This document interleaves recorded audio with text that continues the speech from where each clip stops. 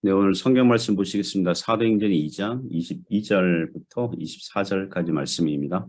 이스라엘 사람들아, 이 말을 들으라. 너희도 아는 바와 같이 하나님께서 나사렛 예수로 큰 권능과 기사와 표적을 너희 가운데서 베푸사 너희 앞에서 그를 증언하셨느니라. 그가 하나님께서 정하신 뜻과 미리 아신 대로 내준 바 되었거늘 너희가 법 없는 자들의 손을 빌려 못 박아 죽였으나 하나님께서 그를 사망의 고통에서 풀어 살리셨으니 이는 그가 사망에 매여 있을 수 없었습니다. 아멘. 네, 오늘 말씀은 베드로의 오순절 설교 후, 네, 베드로의 오순절 설교 2 이런 제목으로 하나님의 말씀 증거하겠습니다.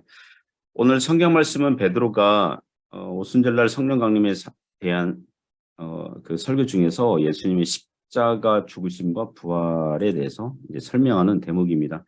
사도행전을 보면 그 베드로와 바울 이 사도들의 설교를 볼 수 있는데 네 가지 요소가 들어있어요. 첫 번째는 구약의 예언한 시대가 성취됐다. 구약이 예언한 말세, 구약이 예언한 신약, 메시아 시대가 왔다. 이런 선언. 두 번째는 예수님의 사역과 죽으심과 부활을 말하고요. 세 번째는 예수님을 예언한 구약 성경을 인용하면서 예수께서 메시아 되신다, 그리스도 되신다 이렇게 말씀하고, 네 번째는 회개하라고 촉구하는 그런 그 네 가지 요소들이 있어요. 오늘 대목에서는 예수님의 사역과 죽으심과 부활을 설명하는 그런 대목입니다. 몇 가지 교훈으로 나누어서 은혜를 나누도록 하겠습니다. 첫 번째는 오늘 본문이 우리에게 주는 첫 번째 교훈은 예수께서 큰 권능과 기사와 표적을 베푸신 일을 설교합니다. 사도 베드로는 예수께서 큰 권능과 기사와 표적을 베푸셨다 이렇게 설교하고 있어요. 22절 보시면 이스라엘 사람들아 이 말을 들으라. 너희도 아는 바와 같이 하나님께서 나사렛 예수로 큰 권능과 기사와 표적을 너희 가운데서 베푸사 너희 앞에서 그를 증언하셨느니라. 베드로는 구약 성경 요엘서에 예언한 성령 강림 사건이 성취되었다 이렇게 말하고 나서 예수님과 연결하고 있습니다. 오순절날 예루살렘에 모인 유대인들은 이미 수년 전부터 예수님 공생이 시작하신부터 예수님의 일하신 소식들을 들어서 알고 있었을 겁니다. 충분히 들어서 알고 있었을 거예요. 그리고 약 50일 전에 예수께서 죽으시고 부활하셨다는 소식 역시 들어서 알고 있었을 겁니다. 그들이 예수님의 부활을 본 적은 없어요. 그러나 제자들의 그런 또 사람들의 소문을 들어서 어느 정도는 알고 있었을 거예요. 그래서 22절 보시면 이스라엘 사람들아 이 말을 들으라. 너희도 아는 바와 같이 그러니까 이미 유대인들은 예수님의 사역에 대해서 이미 알고 있는 거죠. 예수님의 사역을 크게 세 종류로 얘기해요. 하나님께서 나사렛 예수로 큰 권능과 기사와 표적을 너희에게 베푸셨다.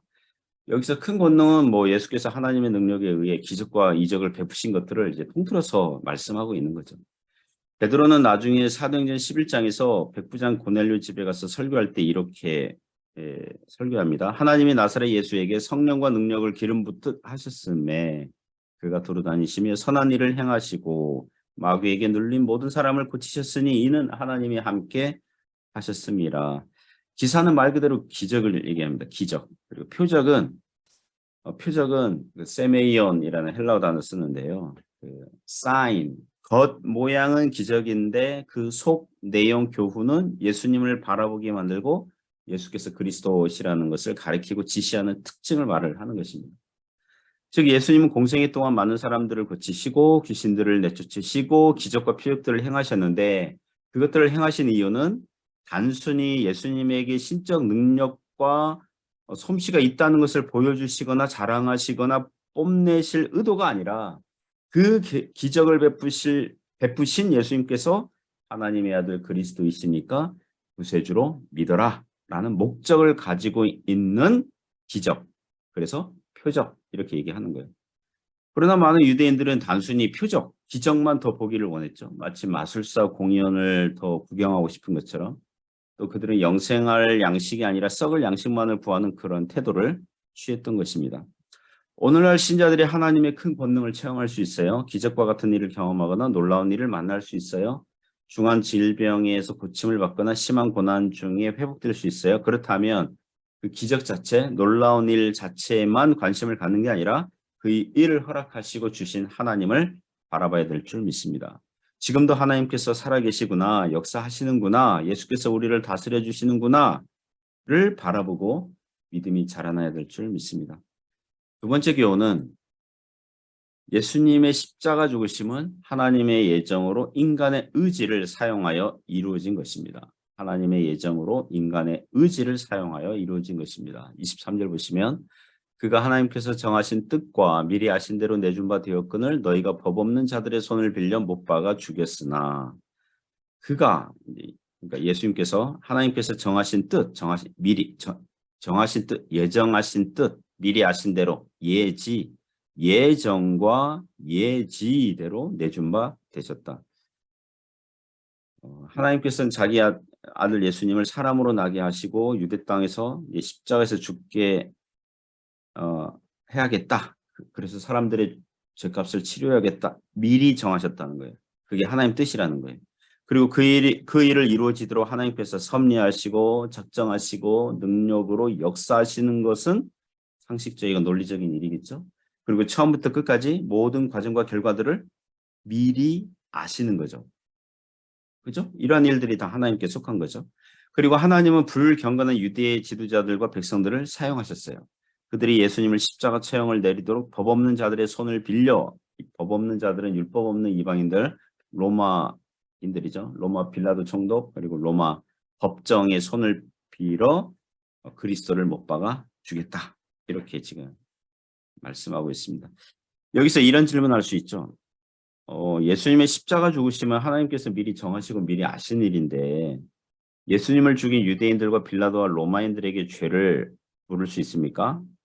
이와 같은 질문은 아주 클래식, 아주 고전적인 질문이죠. 하나님께서는 왜 선악과를 만들어서 아담이 범죄하도록 하셨습니까? 와 같은 질문이죠. 하나님께서는 인간이 실패할 줄 알면서 선악과 금지 명령을 왜 하신 겁니까?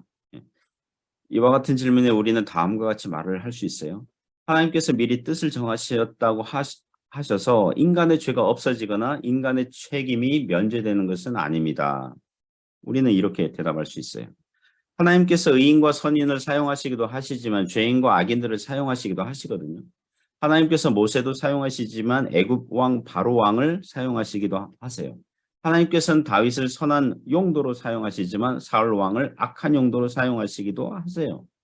하나님께서 사용하시지만 죄는 죄예요. 사람들의 죄는 죄예요. 하나님께서는 인간의 죄마저도 합력하여 선을 이루시지만 그 죄에 대해서 책임을 물으시는 공의로운 재판장 하나님이시기도 하세요. 악인과 죄인들은 자기들의 불신함과 불경건함을 자신들의 의지로 사용해서 힘껏 죄악을 저지른 것입니다.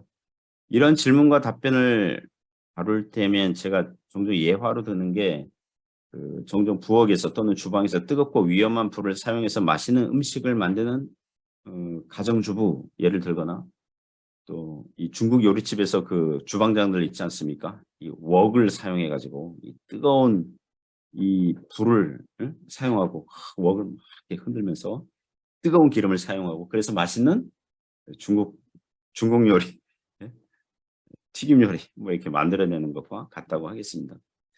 유대인들이 비록 법 없는 자들의 손을 빌어서 예수님을 못 박아 주겠지만 하나님의 정하신 뜻과 미리 아신 대로 구원의 결과를 만들어내는 일에는 변함이 없도록 하신 것입니다.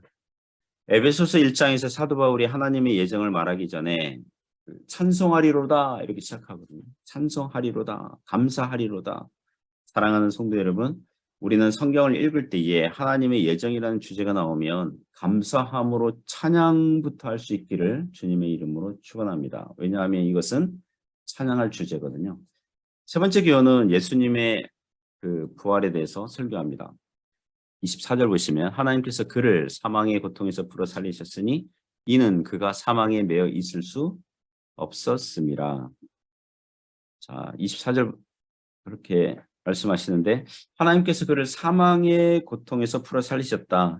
성경은 예수님의 부활에 대해서 이 구절처럼요. 성부께서 다시 살리셨다 이렇게 말씀하기도 하고요. 복음서와 로마서 1장 4절 보시면 예수께서 당신 스스로 부활하셨다 이렇게 말씀하기도 하고요. 로마서 8장 11절처럼 예수를 죽은 자 가운데서 살리신 이의 영이 성령 하나님께서 예수님을 부활하셨다, 살리셨다 이렇게 말씀하기도 해요. 그래서 예수님의 부활은 삼위 하나님의 공동 사역이시다 이렇게 이해하시면 돼요. 오늘 구절에서는 성부 하나님의 사역으로 사역처럼 말씀하고 있습니다. 예수님의 부활 사건은 지상 법원이 온 세상 법원이 유대인 법정에서도 사형 선고 내리고 로마 법정에서도 사형 선고 내렸으니 온 세상 법정이 예수님을 정죄하여 사형 이제 그런 죄로 선고한 일에 대해서 하나님의 법정에서는 대법원 하나님의 법정에서는 기각하신 일이 바로 예수님의 부활 사건이라고 보시면 돼요. 온 세상 법정에서는 유대인과 로마인들이 힘을 합쳐서 예수님을 사형에 해당하는 죄인으로 정죄했지만 하늘 법정에서는 그분이 자기 죄 때문에 사형을 당하신 것이 아니라 죽을 죄인들을 대신하여 형벌받으신 의인이라는 판결의 결과가 부활로 나타난 줄 믿습니다. 그러므로 하나님께서는 예수님을 사망의 고통에서 풀어 살리셨어요. 사망의 고통에서 풀어 살리셨다. 풀어 살렸다. 이게 헬라 원어에서 여인이 해산했다. 이 자식을 낳는 해산에 사용하는 단어라고 하더라고요. 여인이 아기를 임신하고 품었을 때 때가 되면 아기를 낳는 것처럼 사망은 예수님을 계속 붙들어 둘 수 없는 거죠. 예. 예수님께서 생명의 부활을 하셔야 되는 거죠. 예수님의 제자들이 예수님의 십자가를 보면서 처음에는 이런 의아한 질문을 가졌을 거예요. 예수님은 아무런 죄가 없으신데 왜 십자가에서 나무에서 하나님으로부터 저주받는 자처럼 죽으셔야 하셨지? 이런 질문했을 거예요. 그러나 예수님의 부활을 통해서 답을 얻으시는 거죠. 아, 예수님은 자기 죄 때문에 죽으신 것이 아니라 우리 죄 때문에 대신 죽으셨구나. 그리고 그 십자가 구속이 완전하였으니 하나님의 공의를 만족하셨으니 하나님께서 예수님을 사망의 고통에서 풀어 살리셨고 사망은 이미 그 형을 다 마치신 예수님을 계속 가두어 둘 수 없었구나. 이런 답을 얻게 되는 거죠. 사랑하는 성도 여러분, 오늘날 신자들은 예수님의 십자가에 구속하신 은혜와 부활의 은혜를 같이 누리고 있는 줄 믿습니다. 그리스도 안에서 용서받은 신자들은 예수님처럼 부활의 영광을 누리게 될 줄 믿습니다. 예수님 덕분에 우리가 구원을 얻은 것입니다. 은혜를 얻었고 생명을 얻었고 하나님 나라를 얻었고 하나님의 자녀가 된 줄 믿습니다. 그러므로 오늘도 우리가 믿음으로 하나님의 자녀로 믿음으로 살아가는 복된 은혜가 있기를 주님의 이름으로 축원합니다. 기도하겠습니다. 하나님 아버지 감사합니다. 주님의 십자가에 죽으시고 부활하신 덕분에 우리가 구원을 얻었습니다. 예수님의 십자가 죽으심은 우리를 대속하시기에 충분하셨고 하나님의 의를 만족시키셨고 우리가 죄값을 치르지 않을 정도로 충분한 구원의 은총을 우리에게 주셨으니 우리가 믿음으로 살아가는 그런 은혜를 허락하여 주옵소서. 예수님 이름으로 기도드립니다. 아멘.